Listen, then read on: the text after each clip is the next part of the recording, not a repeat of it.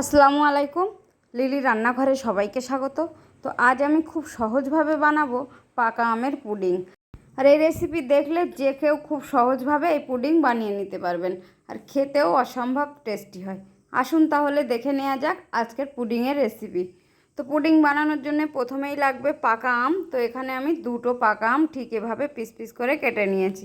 এবার একটা মিক্সার জারের মধ্যে দিয়ে দেব, দিয়ে খুব ভালোভাবে মিহি পেস্ট বানিয়ে নেব।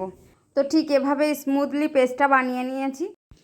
এবার এখানে 500 গ্রাম দুধ আগে থেকে আমি জাল করে একটু ঘন করে নিয়েছি, আর দুধটা উষ্ণ গরম অবস্থাতেই আছে। আর এখান থেকে আমি কিছুটা দুধ আলাদা তুলে নেব, এটা পরে কাজে লাগাবো। এবার এই বাকি দুধটার মধ্যে আমি আমের পেস্টটা দিয়ে দেব, দিয়ে খুব ভালোভাবে নাড়াচাড়া করে মিশিয়ে নেব। মেশাতে মেশাতে এর মধ্যে চিনিটাও দিয়ে দেব। চিনিটা দেওয়ার পর আম আর চিনিটা খুব ভালোভাবে দুধের সঙ্গে মিশিয়ে নেব। আর এদিকে আমি যে দুধটা নিয়েছিলাম এই দুধের মধ্যে 2 চা চামচ দিয়ে দেব কর্নফ্লাওয়ার। কর্নফ্লাওয়ারটা দিয়ে দুধের সঙ্গে খুব ভালোভাবে গুলিয়ে নেব।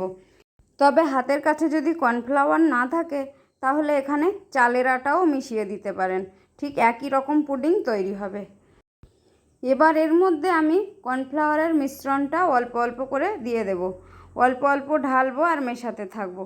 একসঙ্গে সব ঢাললে সঙ্গে সঙ্গে ওটা জমাট বেঁধে যেতে পারে, তাই অল্প অল্প করে ঢালতে হবে আর মেশাতে হবে। এবার মিডিয়াম আঁচে জাল করতে হবে আর অনবরত নাড়াচাড়া করে খুব ভালো করে ঘন করে নিতে হবে। তো খুব ভালোভাবে ঘন করে নেওয়া হয়ে গেছে। এবার আমি চুলাটা বন্ধ করে দেব।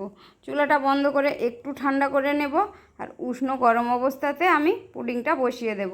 তো পুডিং বসানোর জন্য এখানে এই রকম একটা স্টিলের বাটি নিয়ে তা বাটির গায়ে একটু সাদা তেল লাগিয়ে দিচ্ছি। এভাবে লাগিয়ে দিলে পুডিংটা ইজিলি উঠে যাবে।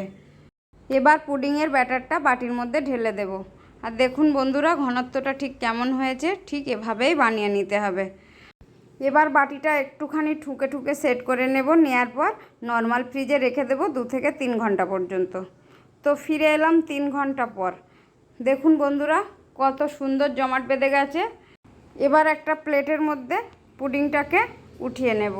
আর বন্ধুরা, এভাবে একবার হলেও বানিয়ে দেখুন। আর এই পুডিংটা খেতে কিন্তু খুবই ভালো লাগে। আর এইভাবে পুডিং বানিয়ে বাচ্চাদের দিলে বাচ্চাদের মন খুবই খুশি হয়ে যাবে। আর খুবই স্বাস্থ্যকর একটা রেসিপি, একবার হলেও বাড়িতে বানিয়ে দেখার রিকোয়েস্ট রইল।